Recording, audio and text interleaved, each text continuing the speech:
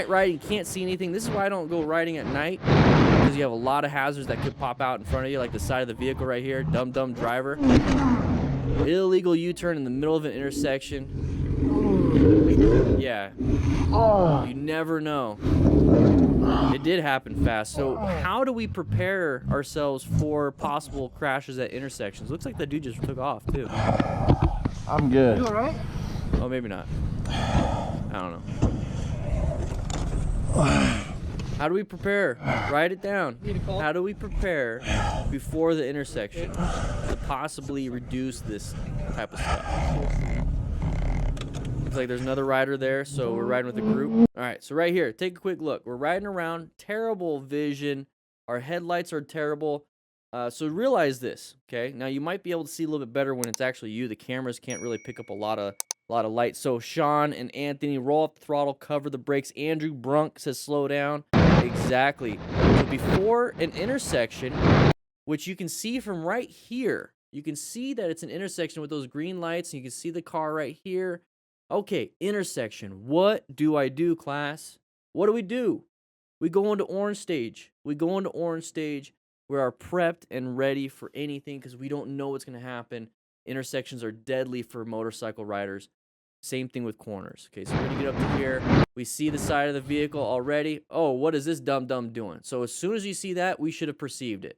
Okay, this is what we should be doing. We should be slowing down as best as we can. As soon as we see that person come out, it doesn't matter if it's green. Doesn't matter. We need to be applying emergency red stage maneuver, emergency braking right now. And while we're braking, we're not looking at this vehicle. We're using our peripheral because you can still see the vehicle off over here. You know it's right here. We're trying to use our focal vision to find our escape path. We're looking where we want to go. We're not looking at the tree or the car. We're looking at our exits. We're trying to find exits. And typically, it's going to be that way because the vehicle is this way, right? So we're looking for exits while we're trying to apply the brakes, while we're keeping an eye on this in our peripheral vision. You see how it's a lot? It's a lot of information to take in. And at no point am I saying, hey, look down at your hand and squeeze. No, you guys need to get to a point where you're out practicing where that progressive emergency braking is natural. You're able to do it without looking. Because you need to have your head and eyes up to look where you need to go. Not at the car, but where you need to go while squeezing without, how do I squeeze? Okay, clutch. Now, how do I downshift? How do I do this? You can't be doing that. And that's why a lot of new riders crash. And that's why they panic brake. We have to practice this, especially as a new rider. Train like your life depends on it. I mean it, because it does.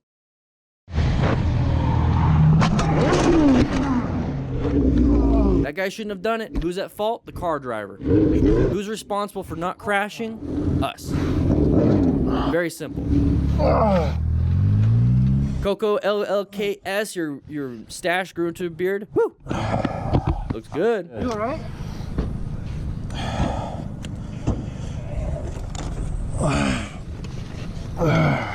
Need me to call? Karmatron. 95% of videos featured in Dan's channel are, in your honest opinion. This is great. This is the whole point of an after-action review. Thank you for saying something. Due to excessive speed in areas where you should not be speeding anyways, not even in a car. Agree? I agree. Maybe not 95%, but a vast majority. So if you're able to pick up that pattern, you see how frustrating it is for me? Because I see that pattern all the time. It's like, hey guys, how about if we could reduce our chances of dying and crashing by just, reducing our speed, right, Spartan? By reducing our speed.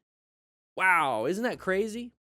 So if you're a brand new rider and you're scared to watch my videos because I'm showing you crashes and all these different things, here's the thing.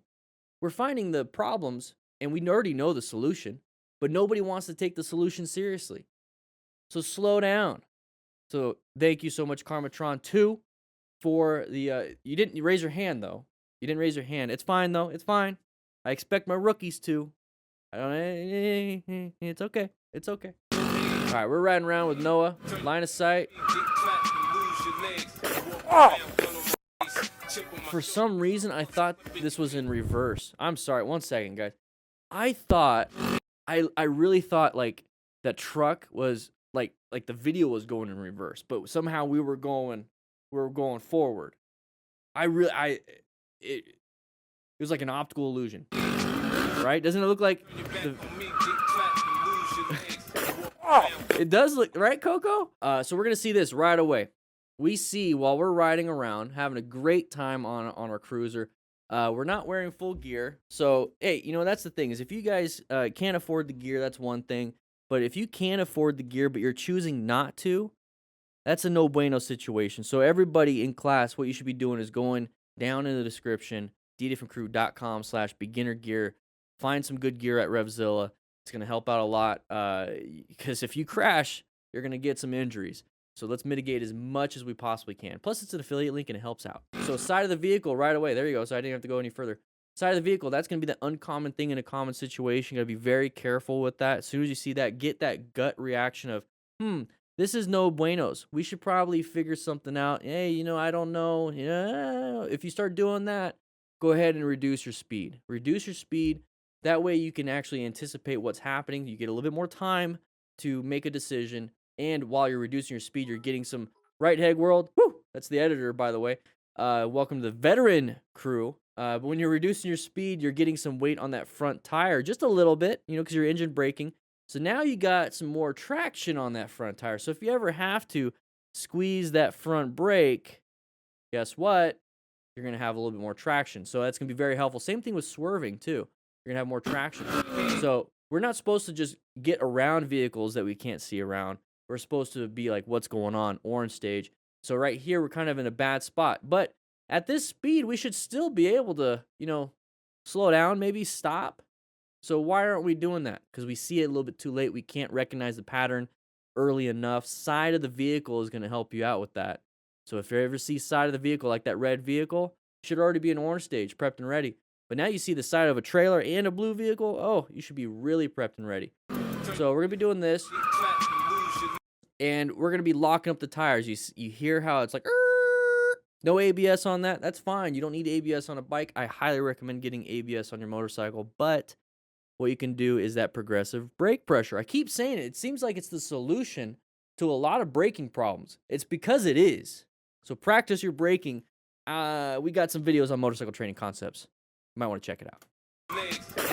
There's the injury. All right, so we're riding around. You see that sharp turn, 20 miles an hour recommended? Okay, let's see what happens here. We're going, whoa, uncommon thing, uncommon thing, uncommon thing, uncommon thing. Good job navigating that. Imagine if he was, oh, this one's going to be interesting. Imagine if he was hauling booty around here. He's like, I'm just going to pass this vehicle. Screw this. I could see around it. I'm going to pass this vehicle. Boom, he would have hit him. Okay, I said 30. I said 20. But what, you know, whatever. Whatever. Yeah, I'm good. Gee. All right, so 30 miles an hour recommended, that sharp right turn. Okay, that's a good sign of, hey, we should probably take it a little bit easy. Okay, we're catching up to the vehicle, catching up to the vehicle, catching up to the vehicle. And I like that he's, Henrique, hey, how you doing? I like how he's modulating his speed because the vehicle in front of him is getting closer and closer and closer and closer. That means you're getting closer, right? So that's the thing. Good job. Good job with this. Now, this person is off to the right. They're hitting the brakes. Why would they ever hit the brakes? It makes no sense to me. We're supposed to be going straight. Hey, dumb, we're supposed to be going straight. Why are we hitting the brakes? Well, I mean, if you are scanning your environment, you're trying to figure out where you are in time and space. You know, am I in a school zone? Am I next to a Vista Point parking spot? Am I next to a bunch of intersections downtown? You need to start riding within the environment that you have. So if you notice, we do have a parking area where somebody could stop. Maybe that's why this person is slowing down. Maybe, probably. So if that's the case, if they slow down, where are they going? Yeah, so are we supposed to be passing at this point? No, we need to be modulating our speed, treating ourselves like we're cars at this point, okay? So he did a great job. He was going to swerve left because that would have been an escape path. But then he realized he couldn't have made it, so he still applied progressive brake pressure, and then he went right. So he did a great job. Real quick, I'd like to say thank you to CARDO for sponsoring this channel. I'm actually using their cool little headset thingy thing so I could talk to my kids on their CARDO Pack Talks. Make sure you guys grab yourself a CARDO Pack Talk. Bold, slim, free-com, whatever you want. With the link in the description, you get a discount. Anyways, let's get back. All right, trek on. Here we go. Riding around. Oh, it looks like, okay, whoa, where are we going? Oh no, lost traction on the front tire, dumped it. I think they were trying to avoid these things in the middle. All right, so what do we do? Rescue another rider. What do we do? What do we do? What do we do? We're coming up to this. Guarding the left arm. We're guarding. Not getting up. Not good. Not good. Now, what do we care about? Bleeding and airway, pretty much. What the heck? Is there more? This is a Rachel, so maybe a newer rider.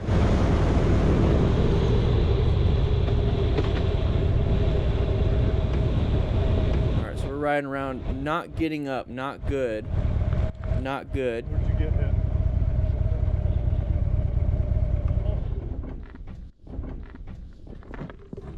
I think they have a Bluetooth system. Kyle, right? Welcome to the gear giveaway, baby. Oh, it's just another view. Just another view. All right, so we're watching this. We're riding around. We're all the way in lane position 1, way up there. Okay, pretty good space cushion here. Very good. We're zooming in a little bit. We're supposed to be going 20 miles an hour. We went all the way from the left to the right. Now, why did we do that? Look at the road hazards. You see all the bumps and the patchwork and all that stuff? The patchwork on the road. That's a little bit scary for a lot of new riders. But, hey, for any of you that have been riding for a little bit, those aren't that bad, are they? They're not that bad. You still want to avoid them, but if it's going to put you in a dangerous spot, you pretty much just go over them, right? So, for anybody that's a new rider, please, please, please don't put yourself in a worse spot if you could just handle that real quick. They're not that bad. So how do you practice that so you can get that confidence? Hey, find something. It says 20. Find one of these and go over them real easily. First, look at them. You know, maybe pull off and look at them. Okay, it's not going to damage my bike. Okay, so you go over them, and then it's not an issue. So I'm not saying go hit them all the time. I'm saying avoid them at all costs if you can. That doesn't make sense. Avoid them if you can, but don't put yourself in a worse spot by going way off to the right. And then now we're hitting the bumps on the right side. And it's going to jostle us. And now we're going to get off on the road. And it's like, oh, crap. Now we're here. What do we do? I'm going to lose. Oh, no, I'm going to crash because I'm off the road. You could still have good traction. The problem here is that when you apply the front brake, oh, crap, I'm going to apply the front brake. And there it goes. It dumps down. We're also going towards the fence. So maybe just too much gravel. Maybe just sank in and then twisted. But either way, you gotta watch out for these little potholes, but you don't have to swerve all the way to the right to get to that. You could just go around them, and that's it. Okay? So just find those escape routes, plan your ride, position yourself for safety. Positioning off to the right wasn't very safe. Locate the hazards. You did a good job.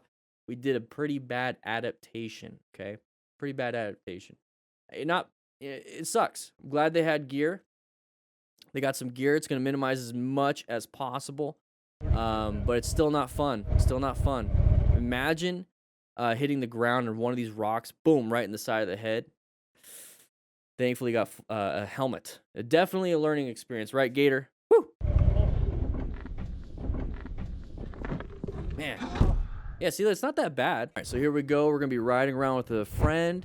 License plate is blurred. Interesting road. Doesn't look like it's a two-way. It's just more like a single road. Oh, somebody in front of him dropped. I didn't even see that guy there.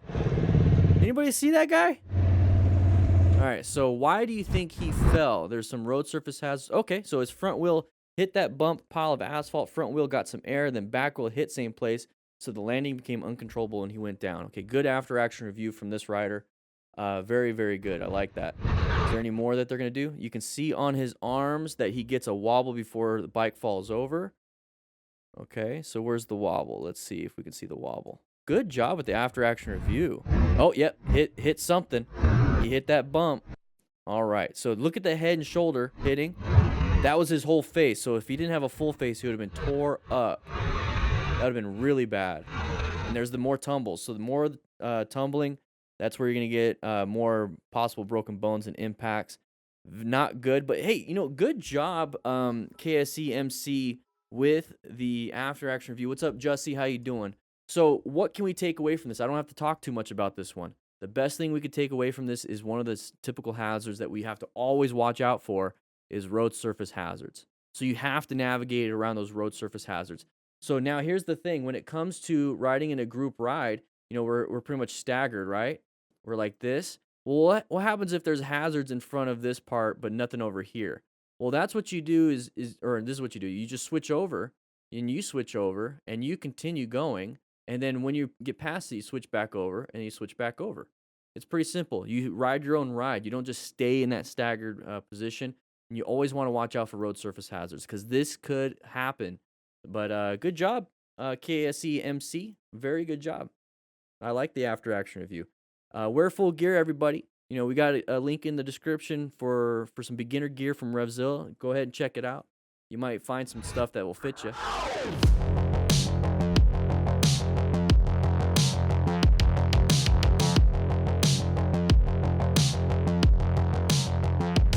All right, so the next thing is leaving without looking. Hey, this is a good spot for that. So if I'm over here and I decide just to look this way and I don't look anywhere else, who knows? The car could be coming. So I'm just staring this way and I'm gonna leave. Well, I didn't look. So that typically happens when you're out in a parking lot and you try to exit the parking space or you exit any type of intersection. So you have to look where you want to go, which is a huge thing. So I'm looking this way, but I'm also looking for any type of pertinent hazards. I'm looking for any type of pertinent hazards, which are hazards that are definitely very important to look at. You know, a hazard like the sun going out, you know, in a couple billion years is a hazard, but it's not something that's pertinent to me. So that's kind of what makes sense with that. But make sure you leave while you're looking everywhere. Look at the ground, look at left or right, look at what needs to be looked at, because cars do surprise you. You have that unintentional blindness easily for yourself, but cars also have it. So make sure you look before you leave. Guys, if you like this kind of stuff, we do this every Tuesday and Thursday on this channel at 3 p.m. Mountain Standard Time live. So make sure you check that out. But if you want to check out some other things like this video right here or this video right here, please do so. It supports the channel. Click that like button, by the way. Check into class. Anyways, I'll be seeing you around.